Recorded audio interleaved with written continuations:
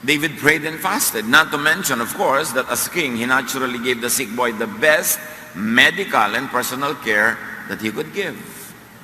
2 Samuel 12:17 sa pagpapatuloy. Lumapit sa kanya ang matatandang pinuno sa palasyo at hinihimok siyang bumangon. Ngunit tumanggi siya. Ayaw rin niyang kumain.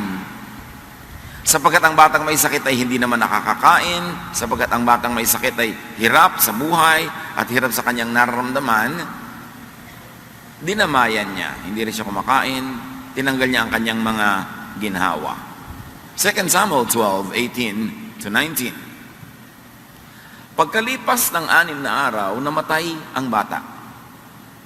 Hindi nila ito masabi kay David, sapagkat iniisip nilang lalo silang hindi papakinggan ito, at sa halip ay gumawa ng marahas na hakbang. Nakita ni David na nagbubulungan ng mga alipin, kaya't naghinala siyang patay na ang bata. Patay na ba ang bata? Tanong niya. Patay na nga po, kamahalan, sagot nila. So sa kabila ng kanyang pagdarasal, pag-aayuno, sa kabila ng lahat ng available technological and medical advances during their time, namatay pa rin ang bata. At isa sa mga pinakamahirap gawin pag may namatay, sabihan yung mga nagmamahal dun sa namatay. Dahil nag-iisip ka, baka sobra siyang malungkot, baka may gawin siyang hindi magandang bagay, etc., etc. Pero, nung nakita ni David na nagbubulong-bulungan ng mga taon sa palasyo, sabi niya, patay na ba? At sabi nga niya nila ay, patay na nga po. Suspense. Kung ano ang gagawin ng hari. Noong buhay pa, ganun siya. Paano kaya kung ngayong patay na? Baka mas malala pa ang gawin. 2 Samuel 12:20, pagkarinig nito, at ngayon ay gusto nating pansinin ang 7 things to do after a loved one dies, bumangon si David, number 1, naligo, number 2, at nagbihis, number 3.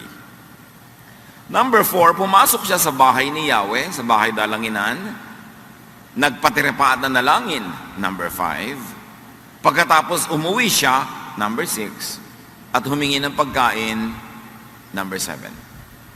7 ang ginawa niya matapos niyang malaman na ang bata ay namatay na. Bumangon, naligo, nagbihis, pumasok sa bahay dalanginan, nagpatira pa at nanalangin, umuwi, kumain.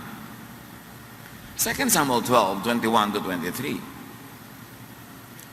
Tinanong siya ng kanyang mga tauhan, hindi po namin kayo maintindihan. Nung buhay pa ang bata, nag-ayuno kayo at tumangis dahil sa kanya. Ngayong patay na, bumangon kayo at kumain. Sumagot si David,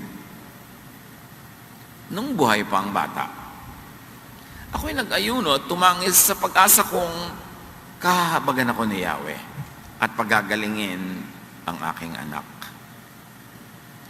Ngayong patay na siya, bakit pa ako mag-aayuno? Maibabalik ko ba siya sa kanyang buhay? Balang araw, susunod ako sa kanya, ngunit hindi na siya makababalik sa akin. Sabi niya, nung meron pang pwedeng mangyari, pwede pang ipakiusap, nakiusap ako, ginawa ko ang lahat. People in the old times believed that by sacrificing, they could probably move God to do what they are asking for. Sabi niya noon, pwede pang gawin. Pero ngayong patay na, what's the use na ituloy ko pa ang aking pag-aayuno? Hindi ko na kayang pabalikin ang pumunta na sa Diyos. Darating ang panahon, ako din pupunta doon. Yun na lang ang aantayin ko. Pero hindi ko na siya mapapabalik dito. So itutuloy ko na ang buhay. Lessons from David, very important. Kasi lahat naman tayo namamatayan ng mahal sa buhay. Kung hindi pa, ayaw man natin, darating at darating yun. 3 things to do while the loved one is still alive. May ginawa si David habang buhay pa yung bata. Pray. for the person. Pray for his or her sake. Intercede with God. And this is not only just technical prayer. It means minister spiritually, minister emotionally. Yun ang nasasakop ng ibig sabihin ng panalangin. Spiritual na gawain ng panalangin, kasama na dun yung binibigyan mo yung tao ng spiritual ministration, pampalakas ng loob, pampasaya, dinadalaw mo, hinahagod, pinapalakas ang loob. Kasama yun. Gawin mo lahat yun. At pangalawa, tulad ng ginawa ni David, fast. Which really means sacrifice, makiramay. Pero yung may practical benefit, huwag mo naman pahirapan ng sarili mo na wala namang napapala yung may sakit sa pagpapahirap mo sa sarili mo. Tulad ng ginawa ni David, wala namang napala yung may sakit niyang anak kahit mahiga siya sa sahig. Pero siya siguro may napala. Kasi ayaw niyang sobrang ginhawa siya, tapos yung mahal niya sa buhay ay naghihirap. So, nakiramay siya, pero walang benefit yun sa bata except nakinabang si David dahil emotionally, nakatulong sa kanya yung feeling na siya man ay nakikiramay. Although in those days, they believed that by sacrificing, you might accrue some benefits for the person that you're interceding for. Sa kanilang pananalig, ang pagsasakripisyo nila ay mayroong mabuting magagawa para sa kanilang ipinagsasakripisyo. So tulad ni David, care for your loved ones while they can still benefit from it. Makiramay ka na, magsakripisyo ka, gawin mo ang pwedeng gawin para wala kang pagsisisihan at makatulong ka talaga sa pasyente.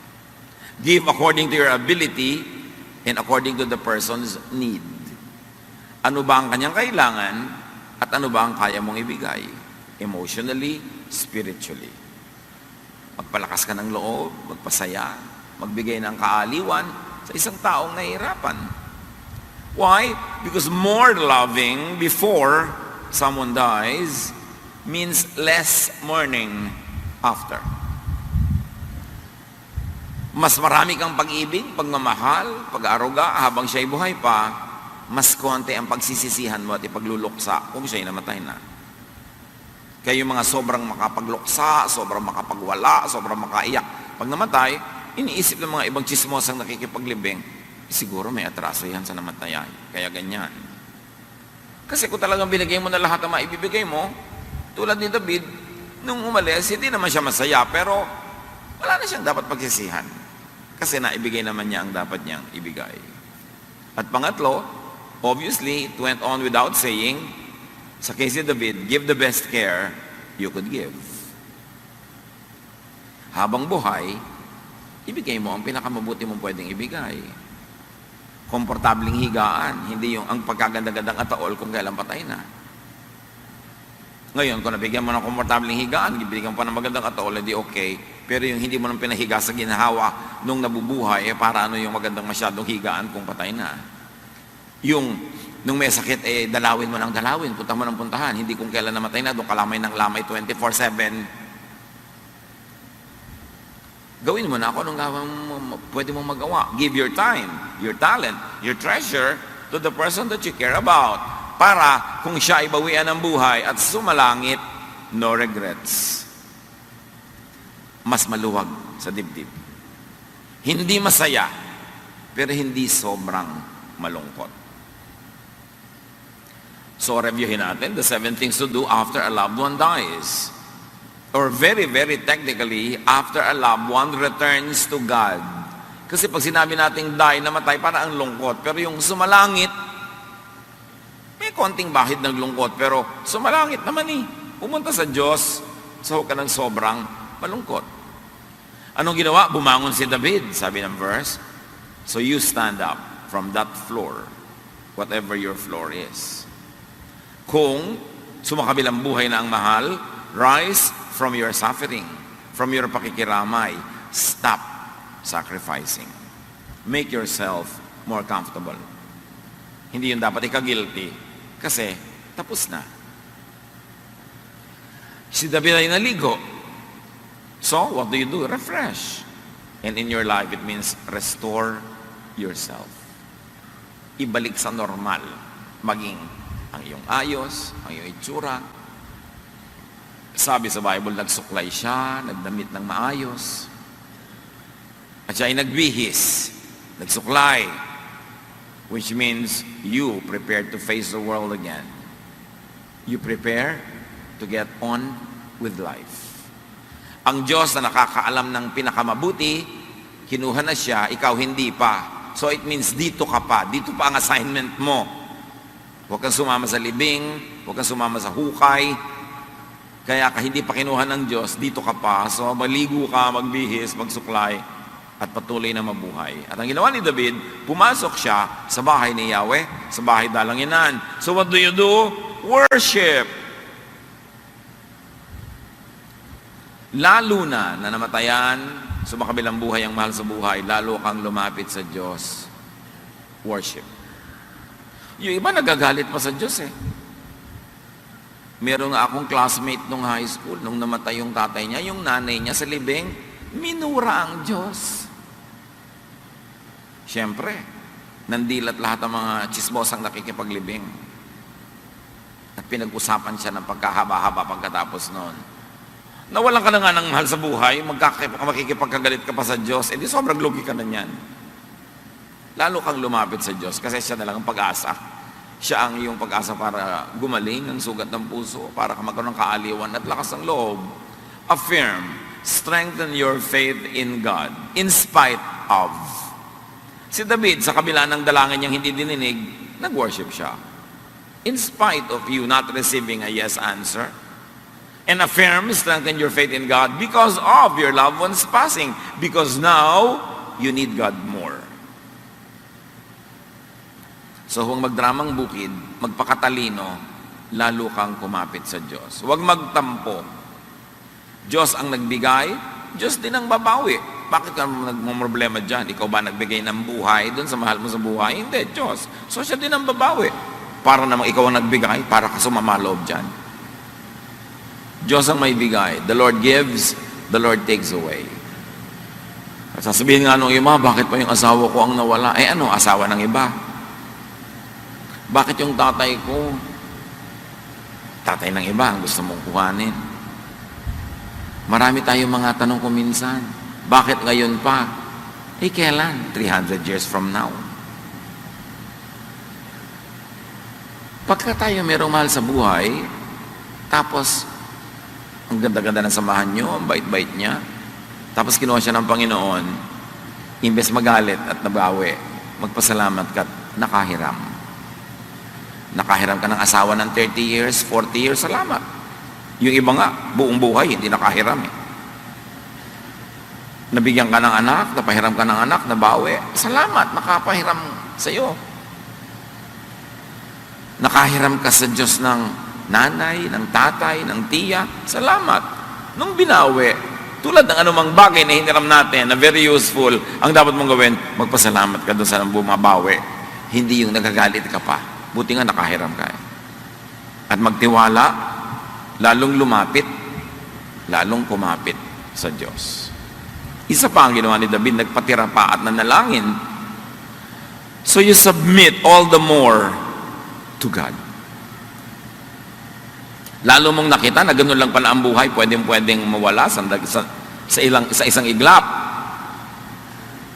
So, maganda na lalo kang lumapit sa Diyos kasi yung buhay mo rin pwedeng bigla mawala. So, lalong isurrender sa Panginoon ang buhay at lalong bigyan ito ng katuturan. Pray. Seek God's guidance and help in the next chapter of your life. The end of an earthly life is not the end of eternal life.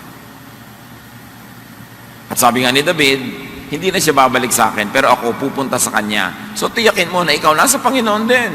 Para pag ikaw naman ang kinuha, eh di may reunion. Magkikita-kita kayong muli ng mga mahal mo sa buhay na nauna na. Ano pang ginawa ni David? Pagkatapos ng lahat, umuwi siya. So anong dapat mong gawin? Go home. Pag ikaw ay naglibing, pagka ikaw ay may dinala sa huling hantungan ng anumang mahal sa buhay, di ba uuwi ka? Pag uwi ka, at pag umuwi ka, isipin mong hindi ka lang umuwi sa isang bahay, bumabalik ka sa buhay. Life must resume. Get back to your base in which and from where you resume life. Ituloy ang buhay. Dapat yan, hindi wakasan. At hindi yung nabubuhay ka pero parang hindi. Dapat ituloy ang buhay. That's how you honor the departed, by getting on with life. Tapos ang ginawa ni David, humingi ng pagkain. Kasi naman may mga katulong siya. No? Kung wala kang katulong, magluto ka. Maghain ka. Ang point lang dito, eat. Strengthen yourself spiritually and physically, which really means strengthen yourself emotionally. Because when you are spiritually and physically strong, you become emotionally better. And there are more lessons from David. If and when the Lord makes that final decision to take someone's life back, abide. Submit. Believe. Sumunod ka, magpasakop ka, at manalig. And very importantly, sa mga nabubuhay pa na may mahal sa buhay na sumakabila, release the loved one unto the Lord. Pawalan nyo. Yung mga iba sa libingan, nagpapawala pa ng mga lobo, parang symbolic na binibitawan, tapos umaakyat patungo sa Diyos. Kaya lang huwag yun ang gawin yun, kasi yung lobo puputok doon sa himpapawid at babalik bilang pollution. Na yun, spiritually na lang, emotionally, pawalan ninyo. Sa Diyos naman pupunta, bakit ayaw nyo ibigay? Bakit? Mas maalagaan nyo ba yan ng mas mainam kaysa sa Diyos? Mas mamamahal mo ba siya kaysa sa pagmamahal ng Diyos? So release. Luwagan ng dibdib. Makabubuti yun. Higit kanino man ay sa'yo. At yun ay magiging magandang pahimakas ng pagtitiwala sa Diyos. Ecclesiastes 12:7, and the dust returns to the ground it came from, and the spirit returns to God who gave it. Yun naman ang nangyayari bumabalik sa Diyos. Dapat maibsan ang pait, ang hapdi, kung alam mong sa Diyos naman nagpupunta. Kaya napakahalaga na habang buhay ang tao, ay makipagkasundo sa Diyos, magbalik loob sa Diyos, at nang kumbawian siya ng buhay, tuloy-tuloy siyang uuwi sa Diyos. Si Stephen, nung siya'y binabato ng mga Hudyo, alam niya kung ano mangyayari pag nalagutan siya ng hininga? Acts 7:59. While they were stoning him, Stephen prayed, Lord Jesus, receive my spirit. Yun ang nangyayari sa nalalagutan ng hininga. John 5:24, I tell you for certain that everyone who hears my message and has faith in the one who sent me has eternal life and will never be condemned. They have already gone from death to life. Sabi yan ni Jesus. Ang nananalig sa Kanya, sumusunod sa Kanya at nananalig sa Amang nagsugo sa Kanya, ay may buhay na walang hanggan at hindi hahatulan. Lumipat na sila mula sa kamatayan patungo sa tunay na buhay. So, kahit buhay pa ang iyong katawan, kung naniwala ka kay Jesus at sa nagsugo sa Kanya na Ama sa langit, yung espiritu mo, binuhay ng muli. Pag namatay ang iyong katawan, hindi na mamamatay yung espiritu na yon, babalik lang sa Diyos. Kaya sinasabing, ang tunay na nasa Panginoon, kailan may di namamatay. Sasabihin ng mga pilosopo, bakit ayan, nasa ataul? Katawan yon, yung espiritu ang pinag-uusapan, at yung espiritu ang mahalaga. At iyon ay hindi makararanas ng kamatayan. Kaya hindi natin sinasabing, ay, namatay na pala si sister ganon, ay si brother ganon. Dito nga sa day by day, sinasabi natin, ay, gumraduate na pala. You know, graduation is a promotion. At kung nasa Panginoon ka, pag namatay ang iyong lupang katawan, gumraduate ka, you get promoted to the next rank, which is to the presence of the Lord. Kaya sabi ni David, ang linaw-linaw, malinaw sa kanya someday I will join him in death, but he can return to me.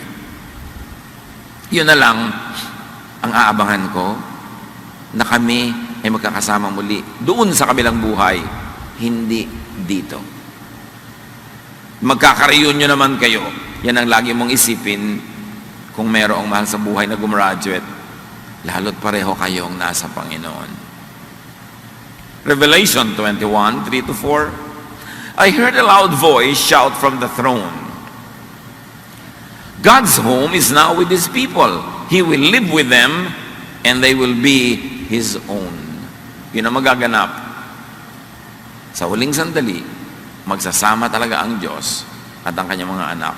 Yes, to continue, God will make His home among His people. He will wipe all tears from their eyes.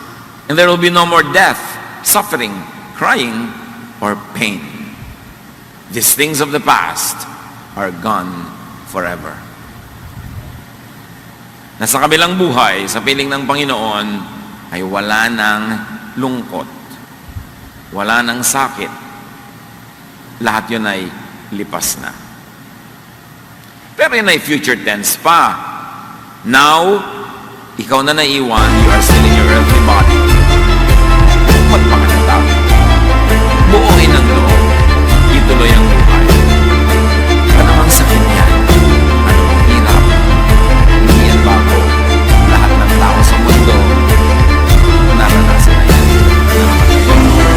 At kung hindi pa, naranasan na yan.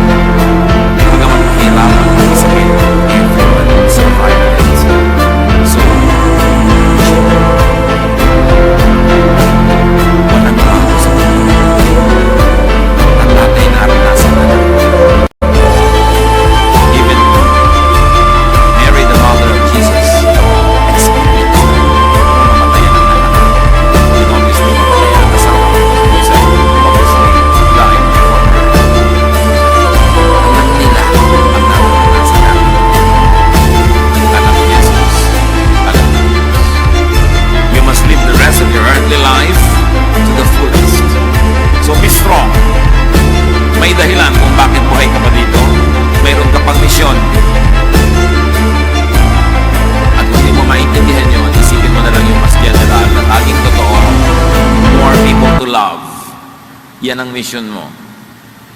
Mga katulad mo na naiwan pa. At kung yung mahal mo sa buhay ay may minamahal, at siya na mahal mo sa buhay ay nawala na dito sa mundo, gawin mong mission na ikaw ang patuloy ng pagmamahal niya sa mga minamahal niyang hindi na niya pwedeng mahalin ngayon in a physical earthly sense. Missionin mo na yon dahil mahal mo siya eh. Mahal mo pala siya, meron siyang alagang aso, o di alagaan mo ngayon. Mahal mo pala siya, mahal na mahal niya ang tatay mo o nanay mong iniwan niya, mahalin mo ngayon yung naiwan mo magulang. Yan ang gawin mo, ituloy mo yung ginagawa ng mahal mo sa buhay para magkaroon ng saysay ang natira mong buhay ngayon. So, kung ikay namatayan, sumakabilang buhay ang iyong mahal sa buhay, ngayon anong gagawin mo? Love pa more. Ano ba yung mga mahal na noong yumao? Ano ba ang kanyang mga adhikain? Ano ba ang kanyang mga project? Hindi ituloy mo. Para lalo mong ma-appreciate yung buhay. At heto inisa-isa natin yung ginawa ni David. He prayed, he sacrificed, he cared. Halimbawa, ikaw, nagkulang ka sa department na yan. Yung hindi mo man lang namahal, namatay na. Hindi mo naman namahal ng husto, namatay na. Hindi mo naalagaan. Ngayon mo lang na-realize, o meron kang atraso, meron kang pagkukulang. Ano ngayon mo gagawin mo na wala na siya? Bumawi ka sa mahal noong sumalangit. Hindi mo siya namahal ng husto, hindi mo siya naalagaan, pero may mahal pa siyang naiwan, o mahalin mo ngayon yung naiwan na yon. Doon ka bumawi, makakabawi ka rin. At kung wala ng specific person o bagay na mahal siya na pwede mo ngayon ipagpatuloy ang pagmamahal in his or her behalf, magmahal ka ng iba. Because whatever you do to the least of the people around you, you do to God. And you do in honor of the person that you are grieving for.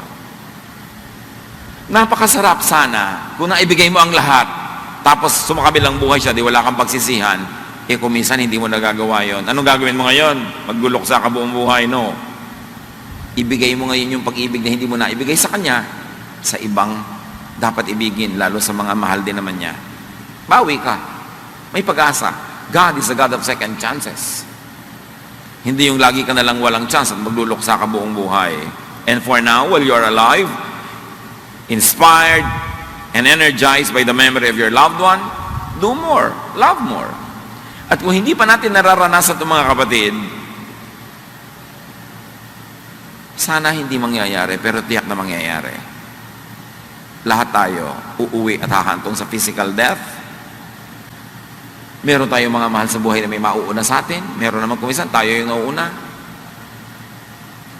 Prepare yourself for that. Think of David. Think of what he did.